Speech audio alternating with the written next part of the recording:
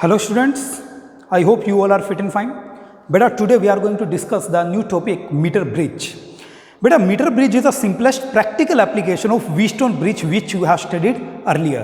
It means it is based on the same principle such that if bridge is balanced, that is if galvanometer does not give any deflection, then the ratio of resistances, that is P upon Q, is equal to R upon S. And beta, meter bridge is used to find the resistance of unknown wire accurately. Clear? So beta, meter bridge, simplest practical applications of Wheatstone bridge. If we talk about its principle,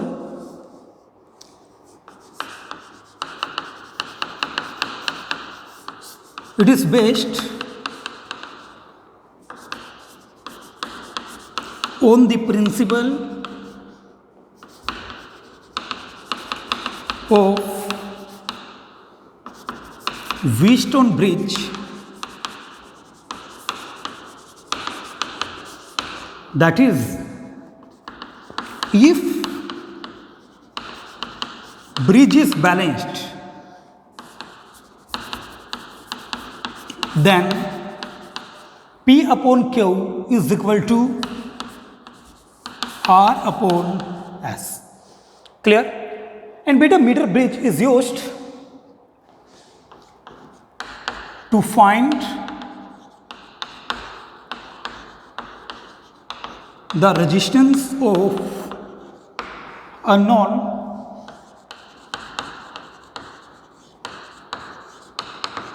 wire. Clear? Okay beta, now I will talk about its diagram. Beta, why this setup is known as meter bridge? The answer you will find here. Beta, in the setup of meter bridge, we take a wire having 100 centimeter length, that is 1 meter wire we will take here. Suppose this is a wire A and B, and the length of this wire is 100 centimeter. And beta, these ends A and B, these are connected with copper strips like this, one and here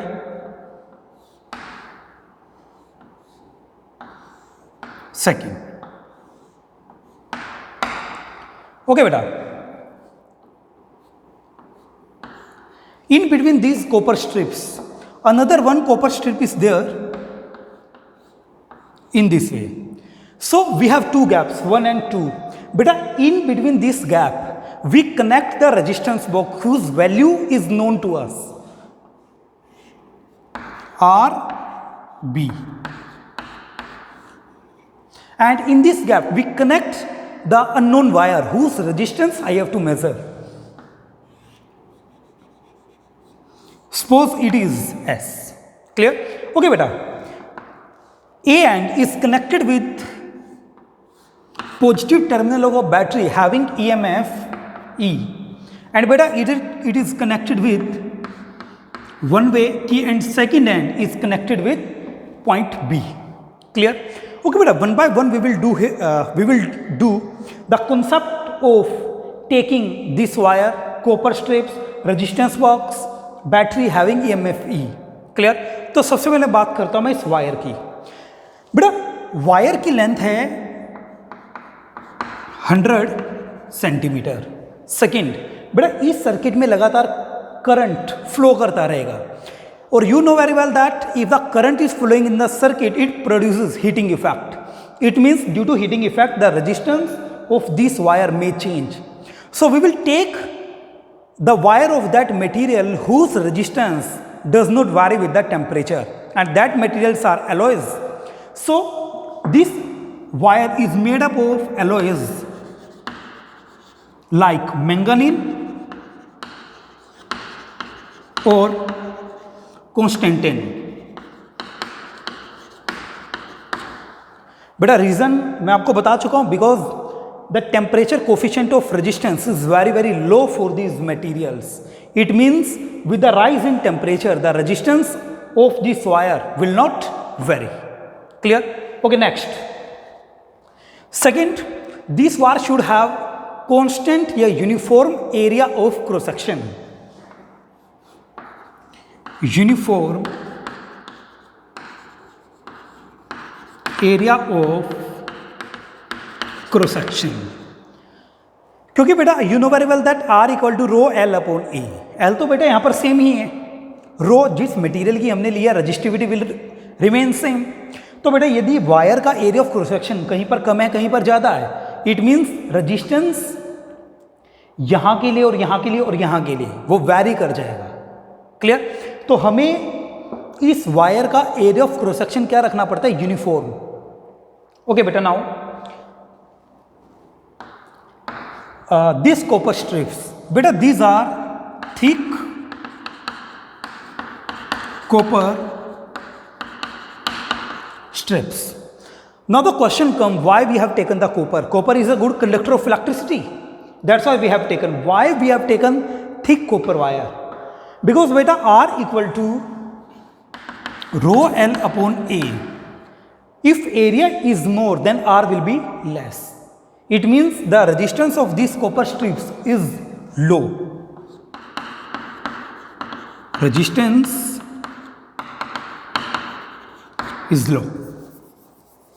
Clear? Okay beta, now about resistance box. Beta, resistance box basically it is a combination of resistances in series. आपके पास यहाँ पर pins होती है resistance box में. ये connection के लिए 2 point दिए गए होते हैं. बेटा इसके मान लो रीडिंग है 1 ohm, 5 ohm, 10 ohm, suppose it is 20 ohm. तो बेटा if you want to make 5 ohm resistance here, then what you have to do, you have to open the knob of 5 ohm. आप इसकी नोब को निकाल लेंगे. तो इसका मीनिंग है the resistance in this arm is 5 ohm. Clear? और ये वैल्यू हमें नोन होती है पहले से. ओके बेटा, this is the resistance of unknown wire which we have to measure. Okay, now this end is connected with battery having EMF E. तो बेटा यहाँ से करंट सप्लाई होगा. इसके पास 2 वे हैं, one in this way and one in this way. Clear? It is a one way key. When we will press the key, then the current will get flow in the circuit. Clear? And it is connected with point B. Clear? Okay, now बेटा Wheatstone bridge का principal हमें कहता है कि जब bridge balanced होता है, अब यहां पर जो कॉपर स्ट्रिप होती है इसका एक और कनेक्शन होता है यहां से. इसके साथ हम क्या करते हैं, एक गैल्वानोमीटर अटैच करते हैं एंड इसके साथ एक जोकी जे इसको अटैच करते हैं. बेटा J is the jockey metallic material की बनी होती है. Second, having sharp edge knife. तो बेटा इसका काम क्या होता है, हम इस जोकी को इसके ऊपर स्लाइड करते हैं. तो बेटा इस मीटर ब्रिज को हम एक और नाम देते हैं स्लाइड वायर ब्रिज. ओके बेटा, मीटर ब्रिज इसको क्यों कहा? Because we have taken a wire having 100 centimeter. और बेटा ये लिया जाता है एक वुडन स्केल के ऊपर. ठीक है, इस वायर के नीचे एक वुडन स्केल होता है having length 100 centimeter. That's why it is known as meter bridge. क्योंकि मीटर क्या, 1 मीटर, तो 1 meter length wire we have taken. Second, slide wire because jockey is being sliding over this wire. Clear? Okay बेटा, now in the balanced condition का meaning है when the galvanometer will not show any deflection. It means if this galvanometer will not show any deflection, then P upon Q equal to R upon S. तो बेटा यहाँ पर हमें 4 resistance देखने को मिलेंगे. कैसे? एक तो यहाँ से, एक यहाँ से. तो बेटा वायर है ये, मान लो J पॉइंट यहाँ पर आ गया, वायर का एक पोर्शन ये मान लो और एक पोर्शन ये मान लो. ठीक है, तो वायर का भी तो कुछ ना कुछ रेजिस्टेंस होता है. वो मैं आगे आपको बताऊंगा किस प्रकार से यहाँ पर 2 रेजिस्टेंसेस आप लोगे. ठीक है? ओके बेटा, अब इसको नोट डाउन कर लीजिए, इसका रीजन भी लिख लीजिए आप. Temperature does not vary, resistance does not vary with temperature. Clear? Okay beta, now I am rubbing this.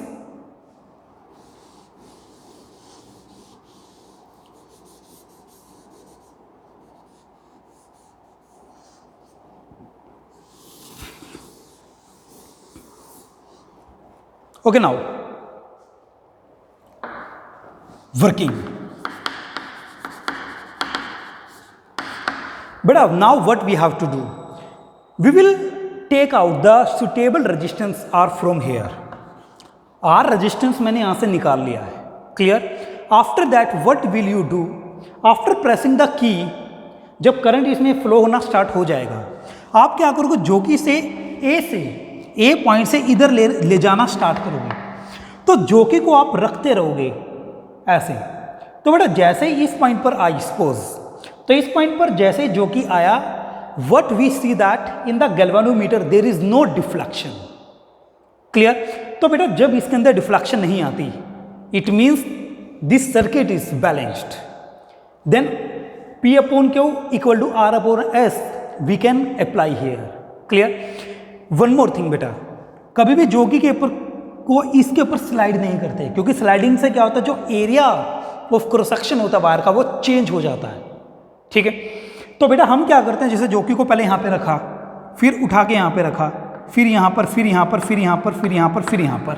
Suppose इस पॉइंट पर गैल्वेनोमीटर के अंदर डिफ्लेक्शन 0 हो गई, तो उस टाइम ये सर्किट क्या हो जाएगा, बैलेंस्ड. तो बेटा इस पॉइंट को मैं बोलता हूँ सपोज C पॉइंट. क्लियर?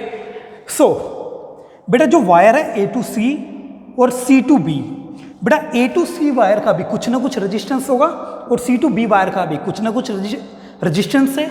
तो यहाँ पर हमारे पास 4 रेजिस्टेंस आ गए. इसको मान लेता हूँ मैं P, इसको Q, इसको R, इसको S. ठीक है? Now take out suitable resistance R from resistance box. Now slide the jockey over wire. ठीक है? At point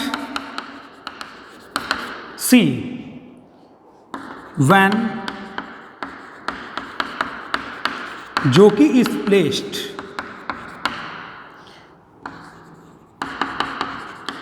galvanometer does not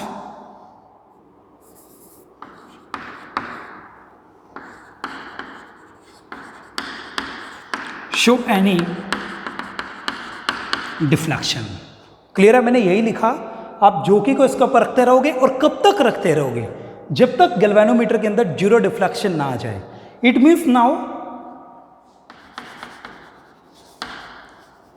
circuit is balanced. So P upon Q equal to R upon S. बेटा R भी है, S भी है. What about P? तो बेटा ये जो पॉइंट मैंने माना है C, तो A to C and C to B, हमारे पास 2 पोर्शन आ गए एक वायर के. तो A to C वायर का रेजिस्टेंस मैं मान लेता हूं P, and C to B wire का रेजिस्टेंस मैं मान लेता हूं Q. Let P is the resistance of wire AC. Clear? and Q is resistance of wire CB. ठीक है? ओके बेटा, अब देखते हैं बात. मैं सपोज करता हूं small r, it is resistance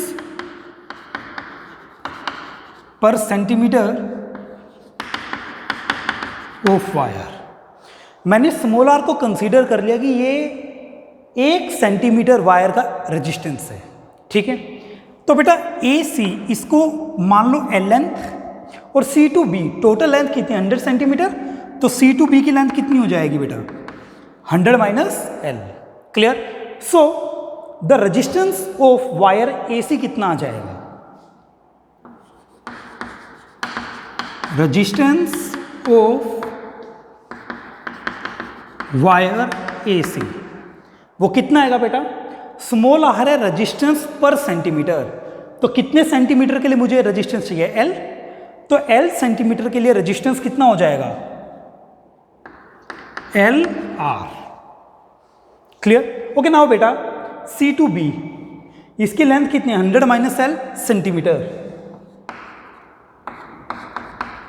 बेटा स्मॉल आ रहा है 1 सेंटीमीटर का रेजिस्टेंस, तो हमारे पास कितने सेंटीमीटर है 100 माइनस L, तो 100 माइनस L सेंटीमीटर का रेजिस्टेंस कितना हो जाएगा 100 minus L into small r।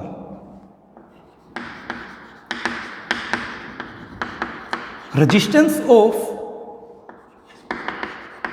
Wire CB length कितनी है 100 माइनस L सेंटीमीटर, तो वैल्यू आ जाएगी 100 माइनस L इंटू R। ठीक है, तो ये कितना माना था मैंने P। बेटा जो रेजिस्टेंस था वायर AC का वो कितना माना था मैंने P, और वायर CB का CB इसका रेजिस्टेंस कितना माना था Q। ठीक है, तो मेरे पास P एंड Q आ गए, R एंड S पहले से ही थे। नाउ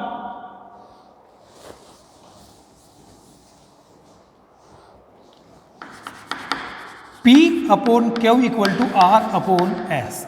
बेटा P is the resistance of wire AC, इसका रेजिस्टेंस कितना है LR। Q it is the resistance of CB, resistance कितना है 100 minus L into small r equal to R upon S। तो बेटा R से R कैंसिल आउट, तो S की वैल्यू यहाँ से कितनी आ गई R into 100 minus L divide by यह आ जाएगा L। ठीक है, तो बेटा ये था अननोन रेजिस्टेंस, तो इसको निकालने के लिए एक तो आपको चाहिए नोन रेजिस्टेंस R, सेकंड जहां पर सर्किट बैलेंस्ड हो जाए जिस पॉइंट पर, सपोज ये C है तो ये पॉइंट क्या कहलाता है नल पॉइंट, तो हमें एक ये पॉइंट चाहिए। क्यों? क्योंकि यहाँ पर जो लेंथ होगी उसको L हम कंसिडर करते हैं, इसको 100 माइनस L, तो दोनों वैल्यू यहाँ से हमारे पास आ जाएगी। ओके बेटा, it is all about your calculation regarding the unknown resistance. But now some conceptual questions are there on the basis of meter bridge. First, but it is not appropriate for measuring very high resistance. उससे पहले मैं आपको एक चीज़ बताऊंगा। In Wheatstone bridge, we have done a concept that the sensitivity will be more if the all resistances are comparable. जितने भी resistance हमने लिए थे उसमें सबके सब कैसे होने चाहिए, कंपेरेबल होने चाहिए। ठीक है, ओके बेटा। Now in the same meter bridge the sensitivity will be more if all resistances are comparable. ये क्लियर है? Okay, now it is not suitable for measuring very high resistance. बेटा मान लो यहां पर वेरी हाई रेजिस्टेंस हमें measure करना पड़ जाए, तो टू एंश्योर द सेंसिटिविटी, तो जितने भी रेजिस्टेंस यहां पर हैं सबको मुझे हाई करना पड़ेगा। बेटा if resistances will become very high then the current across galvanometer will be very less. तो in this condition the sensitivity of galvanometer will get reduced. Clear? तो ये प्रॉब्लम आती है। Second, it is not used to measure very low resistance. बेटा एक चीज आप ध्यान देंगे यहाँ पर, whenever I will do the calculation regarding the resistance I have neglected the resistance of copper strips, the resistance of this connecting wires, ये मैं नेग्लेक्ट कर देता हूँ। बेटा जब मुझे यहाँ पर वेरी लो रेजिस्टेंस को मेजर करना पड़ जाए, then what happens, I have to take account the resistances of copper strips and this connecting wires also. क्योंकि बेटा अभी तक तो हम इसको नेग्लेक्ट करके चले हैं, लेकिन यदि यहाँ पर रेजिस्टेंस बहुत कम मेजर करना पड़ जाए तो सेंसिटिविटी को इंश्योर करने के लिए सब रेजिस्टेंसेस को मुझे क्या करना पड़ेगा, कम करना पड़ेगा। तो बेटा उस कंडीशन में जो कॉपर स्ट्रिप और कनेक्टिंग वायर है इनके रेजिस्टेंस भी कंपेरेबल हो जाएंगे इन रेजिस्टेंस के। Then I have to take this resistances also. So this is a problem in measuring very low resistance. बेटा थर्ड एक क्वेश्चन आ जाता है अबाउट एंड एरर। बेटा एंड एरर कैसे क्रिएट होते हैं? पहला, ये जो वायर है यदि वायर का जीरो मार्क स्केल के जीरो मार्क से मैच ना करे, कई बार क्या होता है कि वायर का थोड़ा सा पोर्शन कॉपर स्ट्रिप के अंदर चला जाता है यहां से भी, तो ये एंड एरर को क्रिएट करती हैं। ठीक है, क्योंकि हम तो यहां पर 100 सेंटीमीटर लेंथ ले रहे होते हैं, लेकिन in actual the length is suppose 99.2 99.3 centimeter. Second, बेटा एंड एरर क्यों आते हैं? Because we haven't taken the resistances of copper strips and connecting wires at the ends. ये जो एंड्स पर कनेक्टिंग वायर्स और कॉपर स्ट्रिप्स होती है इनके रेजिस्टेंस को मुझे यहां पर नेग्लेक्ट करना पड़ता है। ठीक है, तो इस कारण यहां पर कई बार एंड एरर आ जाती है। ओके बेटा, नाउ बेटा on the basis of this meter bridge we will do some numericals.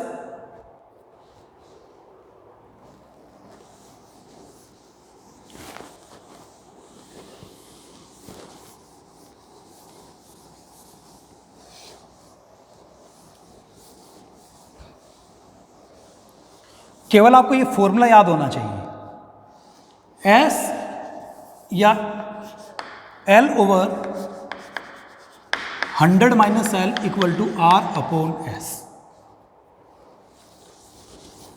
Okay बेटा, first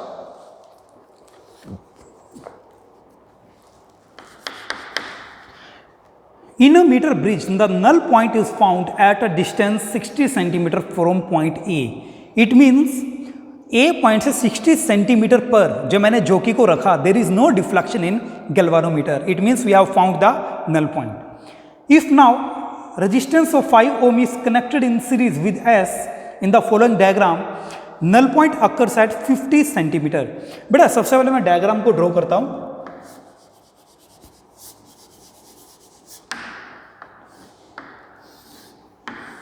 this is a diagram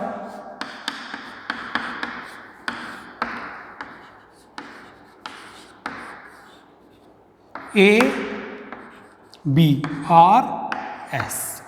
so बेटा R एंड S से जब एक्सपेरिमेंट किया तो initially we have found the null point at 60 centimeter from point A। It is point C। तो बेटा AC value 60 and C2B value is 40। क्लियर? तो बेटा L over 100 minus L, L 60 है over 100 minus L 40 is equal to R divided by S. तो first condition we have got. Now if now resistance of 5 ohm is connected in series with S। अब बेटा मैं क्या करता हूं, S के साथ 5 ओम को और जोड़ देता हूं सीरीज में। तो बेटा टोटल रेजिस्टेंस यहां पर कितना बन जाएगा? S plus 5। Now the null point occurs at 50 centimeter. तो बेटा अब नल पॉइंट किस पर आता है? 50 सेंटीमीटर पर। ठीक है, so calculate the value of R and S। सो बेटा इस कंडीशन के लिए इक्वेशन लगा दो, L over 100 minus L is equal to R upon यहां पर जितना भी रेजिस्टेंस है S प्लस 5। ठीक है, तो बेटा 1, तो R की वैल्यू यहां से कितनी आ गई? S plus 5। बेटा यहां से देखिए it is 3/2, therefore R is equal to 3/2 into S।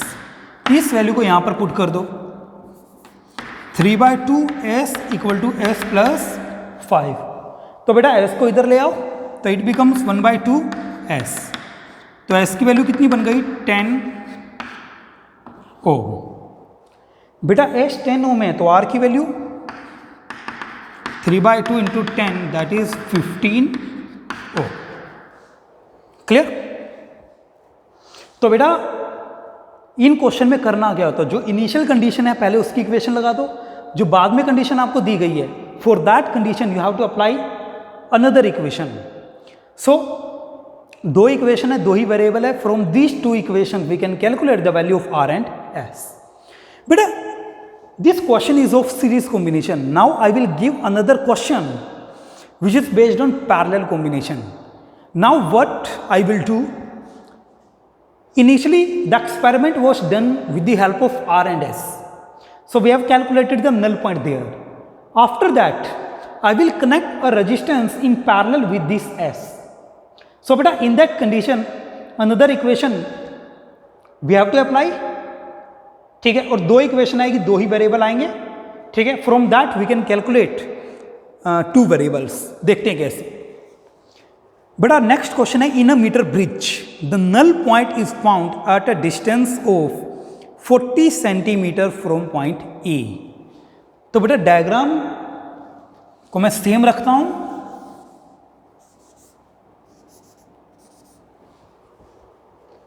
Look, it is S. तो बेटा initially the null point is found at 40 centimeter from point A. तो दिस इज 40 सेंटीमीटर. तो बेटा C to B becomes 60 centimetre. Okay. If a resistance of 12 ohm is connected parallel with S. तो बेटा उससे पहले इसके लिए कंडीशन लिखते हैं, L over 100 minus L is equal to R over S. So first equation we have written. Now if a resistance of 12 ohm is connected in parallel with S, now the null point occurs at 50 centimeter. Beta when we connect the 12 ohm resistance in parallel with S, now the null point is at 50 centimeter. तो A to C 50, C to B 50. Clear? तो इसके लिए भी हम क्या करेंगे, एक और इक्वेशन लगाएंगे, L over 100 minus L is equal to R upon resistance in this R. तो R बेटा इसका टोटल रेजिस्टेंस क्या बनेगा, कैलकुलेट करना है 12S divide by S plus 12. तो यहां पर यही वैल्यू हम पुट कर देंगे. But now we have two equations and two variables. From these two equations, we will calculate the value of R and S. How? 1. तो बेटा 12S S plus 12 is equal to R. Clear? Okay बेटा यहाँ से हम क्या करते हैं, 2/3. तो R की वैल्यू क्या आ गई, 2/3S. तो बेटा इस इक्वेशन को यहाँ पर पुट कर दो. तो 12S S plus 12 equal to R. R की वैल्यू 2/3S. सो बेटा क्रॉस मल्टीप्लाई, ठीक है. 36S equal to 2S square plus 24S. ठीक है बेटा, सभी से S कैंसल आउट हो गया. तो यहां बच जाएगा 36 इक्वल टू 2S प्लस 24. तो 2S equal to 36 minus 24, it is 8. तो S वैल्यू 4 ओम. बेटा S value we have calculated. Now R equal to 2/3S. S value 4.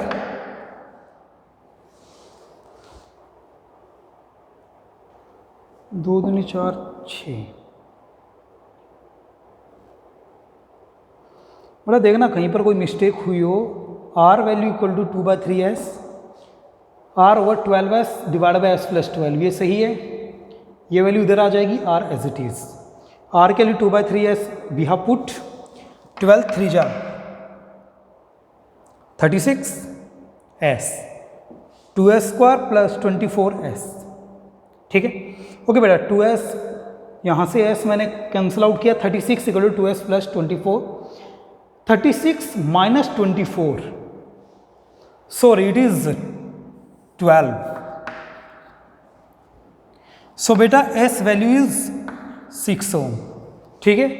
R equal to 2/3 of S.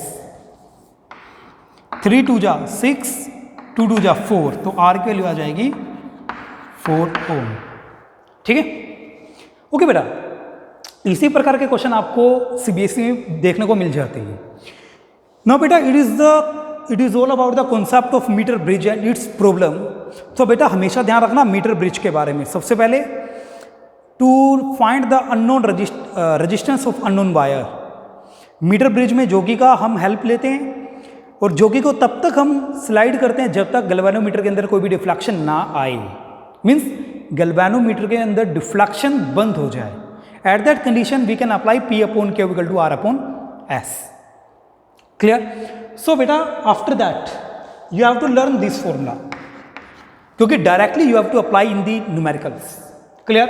And at the last, remember that meter bridge is not used to measure very high resistances and very low resistances.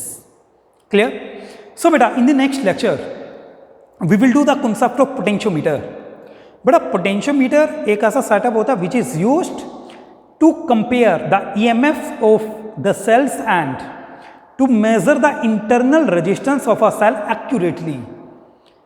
बेटा ध्यान रखना मैं accurately की बात कर रहा हूं, ठीक है? ओके बेटा, have a nice day and thank you.